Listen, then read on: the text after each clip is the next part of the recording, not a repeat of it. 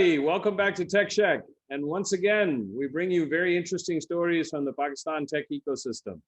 And today we have with us Jarrar Shah, the CEO of 24Seven, a unique retail commerce player that's just raised some money in Pakistan. Jarrar, thank you for joining us today. Thank you for having me. It's a pleasure. Likewise. And with that, as we always do, Tech Check style, let's jump right in. Jarrar, tell us a little bit about you. Tell us a little bit more about 24/7. Yeah, absolutely. So I'm not a traditional, you can say, a founder of tech companies, usually come from an engineering background. That's not me. Um, my story is quite different. I was a consultant here in Lahore, in financial and business development consultant, and basically just you know tried some farming on the side as a weekend gig. Had some land very close by, decided to do something progressive there, set up a tunnel farm for off-season produce. Um, that went off well. But when the harvest came and I had to take my produce to the mandis, um, that's where I came up face to face with the market failure that we have here in our agri markets. Stuff that was selling for 100 rupees a kilo in retail, as a farmer, I was getting 5 rupees or maybe 7 rupees a kilo for that. So that drove me nuts. And I guess because of my consulting background and business development background, I started doing a lot of research. And the more I researched, and the more, and obviously, I was facing this constant pain as well because I wasn't making returns as I had forecasted. I thought maybe there's an opportunity here, and there's this whole structural issue for so many farmers. And if I could create an alternate marketing channel, it would not only help me, but it would help many others as well. So that's how the journey of 24/7 kind of began, and ever since we've been iterating and evolving, and now we're one of the pioneers in the farm to fork and grocery e-commerce space in Pakistan. Awesome. So this is interesting. And so what are you finding in terms of your customer base? Who's buying from you? Oh, it's quite varied actually. And over the years, obviously, we've got enough data now to start segmenting and coming up with personas. But by and large, I mean, initially it was more the affluent, um, technologically more savvy consumers, and we didn't have really big budgets. We weren't marketing. We didn't have budgets at all for going out and acquiring customers through Facebook spends and Google spends and all of that. So we've grown very much in an organic manner till 2020. Word of mouth, search engine, people searching for stuff, and online we'd come up. So that was more people who were more attuned to the digital space. But Got it. once COVID happened, that has accelerated consumer adoption, and now we see that it's totally opened up. We're still in one city, Lahore, but our consumer base is now much more diversified. It's coming from all stratas, from all neighborhoods, all age groups, demographics. So if it was like 80% or 70% one group before COVID, now it's the reverse. So which is great because it's much more spread out. Great. Well, what's the growth path then? Is it going to other geographies? Is it going to commercial? No, yeah, I mean, well, to be honest, we haven't even scratched the surface.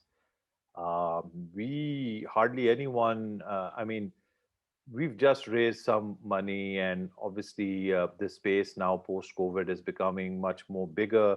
We have other players entering into this space as well, which is great because it's increasing the size of the pie. So we feel that there's a lot that we still need to do in terms of just our existing user base, for instance. Grocery is such a vast market. It's the largest space in Pakistan in terms of dollar terms, the market size. But we are seeing that we need to go deep.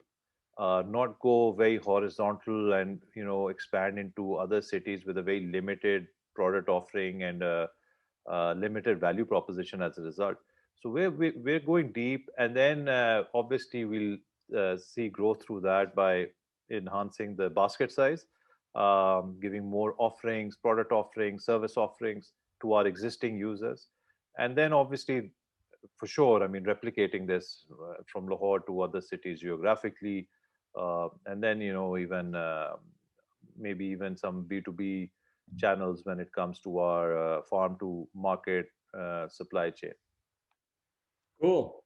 Well, good. So, and it's interesting because I've talked to some other folks who are kind of in the peripheral. There seems to be a general demand for this. Who are some of your competitors? Do you feel like you have any?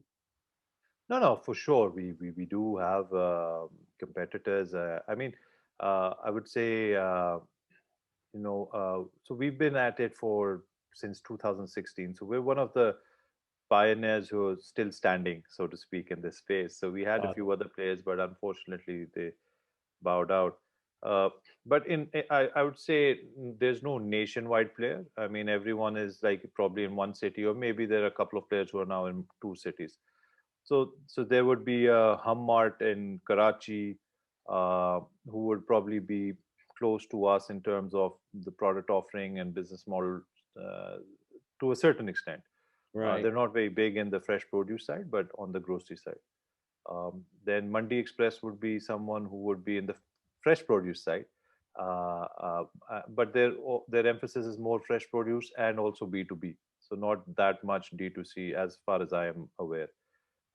Then there's Grocer app. They've been around and they also raised some money a while back. I think they are in Lahore, but I think they've also gone into Islamabad. Got it. Other than that, post COVID, we have seen some opportunistic players coming up. It feels like you every second day we I see an ad from some grocery delivery company that sprung up, but then after a month or so, you see that they're no longer there. But the main players would be Airlift coming into the space to an Yeah. extent. They were Airlift Grocers, now they're Airlift Express. But then you have but they have various verticals, not just grocery. And within grocery, they have a segment that obviously is in competition with us. And Got then it. Food Panda is one of the big players, I would say, that have through their Panda Mart are also, but again, a certain segment of the product line, it's not as deep, and they're probably also more of a horizontal player and a now commerce player. Both Airlift and Panda Mart and Cheetah, even to an extent, their focus is on now commerce, getting stuff to people in 30 minutes, 40 minutes. So that automatically narrows down the assortment of goods that they can carry on their platform. Interesting. That's great. That's some good perspective, and it helps us really understand because that's something I'm seeing a ton of kind of growth with in Pakistan, and it seems to also be really helping with what we would call gig employment, right? Similar to what's Yeah, going on here with Uber and sure. Postmates and things like that. So that's cool. Well, as you know, Gerard, we try to keep these things fairly short. Coming down to the last question, what can the diaspora do to help? Oh, that's a great question. So we're always, on the lookout for people. They get in touch. We, give us feedback in terms of people coming back, wanting to come back. So we're on the lookout for good talent, obviously. And then, yeah, I mean, if people are, have good connections with VCs over there, so any warm intros can always help us founders in Pakistan who Yeah. don't have the those linkages with people in the valley. So yeah, and yeah, if someone's interested in angel investing, now's the time to get in touch with me as well, because I think after this it'll be we'll be beyond the stage, inshallah, where individuals would be able to come on board. But yeah, I mean, generally though, we're in a very good place, but we always love feedback, and I think talent, people coming back, just look us up, especially in Lahore. If that's someone's cup of tea, we would love to have a chat. Sounds great. Well, thank you very much, Gerard. Really appreciate you coming and sharing your story. It's always interesting. I never leave these sessions thinking, wow, very interesting stuff going on in Pakistan.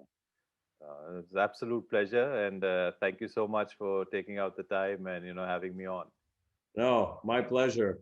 And with that, to our audience, as you can see, we keep bringing you interesting stories. We've crossed 50 episodes. We're looking for new and interesting stories. So please hit us on our social media links. We're on Instagram, Facebook, LinkedIn, Twitter. We're out there. You know where we are now. So please let us know if you've got any interesting concepts for us. And with that, I bid all of you Allah Hafiz. Take care of yourself.